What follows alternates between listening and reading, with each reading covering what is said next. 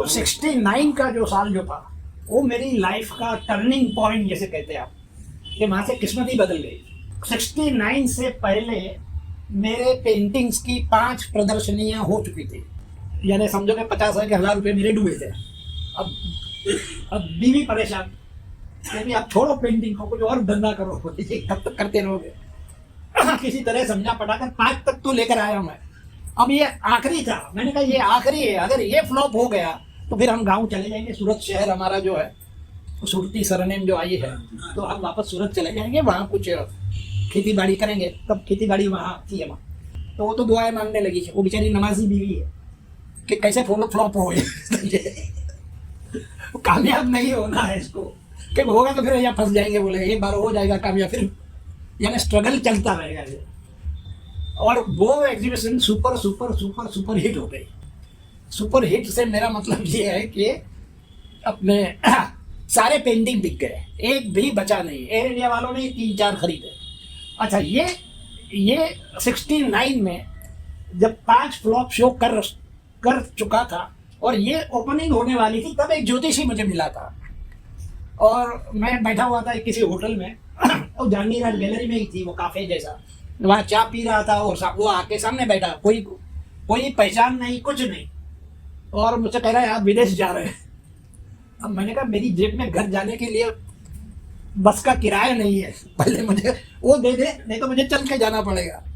तो कहे आप वेस्ट में नहीं ईस्ट में जाओगे। उसको कुछ अंतर प्रेरणा जो हुई तो बोलता चला गया और मैं हंसता चला गया। मेरे लिए तो कॉमेडी हो रही थी, मैं जानता हूँ कि मेरे घर में राशन के ही लाले पड़े हुए हैं, और ये कह रहे आप विदेश जाएंगे। आप एयरपोर्ट पर उतरेंगे तो एक लड़की आपका इंतजार करती हुई खड़ी होगी। अब मेरा इंटरेस्ट बढ़ा, मैंने कहा आगे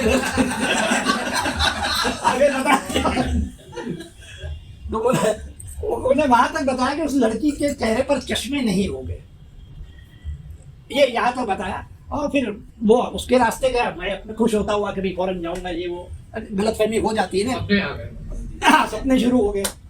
और 69 की एग्जीबिशन सुपर हिट हो गई। पूरा खर्चा मेरा निकल, कर्जा चुकता हो गया। पर एग्जीबिशन 5,000 का खर्चा तब होता था, जिसमें गैलरी का रेंट प्लस कैनवास कलर खर्चे ये सब मिलाकर 5,000 में एक एग्जीबिशन हो जाती थी। वो कर्जा चुकता हो गया और बैंक बैलेंस भी बन गया घर के अंदर। अब यहाँ से जब जेब में पैसे आ जाते हैं हमारी, तो हम तो फिर बादशाह बन जाते हैं। तो एयर इंडिया से मुझे मैसेज आया, उन लोगों ने मेरे 4-5 पेंटिंग खरीदे थे। अब जो टेलीग्राम जो आया था एयर इंडिया का, वो इसलिए आया था कि 69 के बाद, ये 70 जनवरी की बात, 1970 जनवरी, जापान में एक्सपो 70 ग्लोबल एग्जीबिशन, मेला इधर है राइट, और जो वो लगता है तो उसमें वर्ल्ड ओवर से वो आते हैं पंडाल लगाने के लिए। और एयर इंडिया वालों का अपना पंडाल लगने वाला था, और वो लोग, मैं मिलने गया तो मुझे सब बताया, प्लान बताया, ये है ये। एक दीवार जो थी आपकी लाइब्रेरी जो है ना ये किताबों की, उतनी बड़ी दीवार उन्होंने कहा आप अपनी मिरर कोलाज शैली में बनाएंगे। एक 69 में मैंने 20,000 में डील किया, तो आज का कितना हुआ इस दौर का सोच। तो मेरा तो बैंक बैलेंस बढ़ता ही जा रहा था। तो ये पेंटिंग तैयार हो गया। अच्छा, कृष्ण लीला उसमें सारे मिरर और उससे ही बनाया था मैंने, कहीं रियलिटी नहीं थी, लेकिन एक फीलिंग क्रिएट होती थी कि भाई ये कृष्ण लीला ही हो सकती है।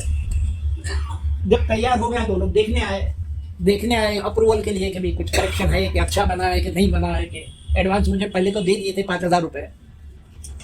अब देखा तो उन्होंने कहा भाई अभी भाई इसके साथ तो आपको भी जापान जाना पड़ेगा। अब मुझे वो बंदा याद आया जिसने कहा था कि आप वेस्ट में नहीं ईस्ट में जाओगे।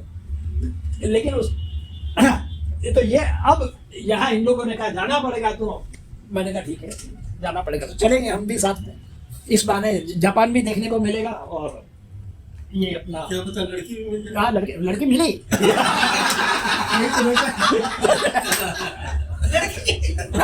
बड़ी क्यूरियोसिटी थी कि कौन होगी, कैसी होगी, क्या होगी। तो एयरपोर्ट पर वहाँ हवाई जहाज में उतरा टोक्यो के एयरपोर्ट में, तो अनाउंसमेंट हो रहा था माइक पर, अभी दो साथों, अभी सुरती का अभी दो साथों, जापानीज में बोल रहे थे। तो मैं कहा ये शायद मेरा ही नाम है, तो मैं वो एयर होस्टेस मेरे साथ चल रही थी जो जिस प्लेन में आया था, मैंने कहा ये क्या बोल रहा है, तो बोले कोई आदमी तो सातो नाम का है, उसको एयर इंडिया के काउंटर पर बुला रहे हैं लोग। तो मैं समझा वो तो मैं ही नहीं हो सकता हूँ। तो मैं गया वहां, तो एक लड़की काउंटर पर बैठी हुई थी, वो दौड़ कर मेरे पास आई, sir I am your secretary for 10 days। तो 10 दिन के लिए Air India had given me that, जो भी मेरी जरूरत सारी सब वो देखने वाली, मतलब चश्मे नहीं थे उसको, वो चश्मा भी नहीं था। सारे लक्षण मिल गए। तो इसे अब तब इससे पहले मुझे विश्वास नहीं था, अब इससे तो ये मुझे लगा कि हम सबकी जिंदगी जो है वो सारी ड्राफ्ट की हुई है ना, वरना उसको पता कैसे चला।